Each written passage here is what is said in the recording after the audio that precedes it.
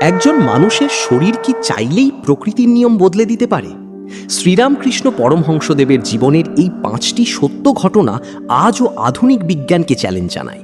একবার মা কালীর প্রতিমায় আঘাত করা হলে আশ্চর্যজনকভাবে শ্রীরামকৃষ্ণের নিজের বুক ফেটে রক্ত বের হতে শুরু করে। প্রতিমা কি তবে সত্যিই জীবন্ত?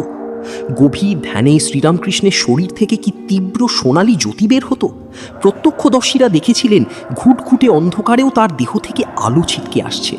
মথুরবাবু স্বচক্ষে দেখেছিলেন শ্রীরামকৃষ্ণের শরীরের অর্ধেকটা শিব আর অর্ধেকটা কালী। এই অর্ধনারীশ্বর রূপ কি কেবলই মনের ভুল ছিল? মণিকর্ণিকা ঘাটে শ্রীরামকৃষ্ণ কি সত্যিই দেখেছিলেন মহাদেবকে, যিনি মৃত্যুদের কানে মন্ত্র দিচ্ছেন? তার সেই সময়কার ভাবান্তর আজও এক অমীমাংসিত রহস্য। কিভাবে মাত্র এক স্পর্শে কয়েকশো মানুষকে একসাথে সমাধি অবস্থায় নিয়ে গিয়েছিলেন তিনি, যেখানে প্রত্যেকে নিজেদের ইষ্ট দেবতাকে স্বচক্ষে দেখেছিল?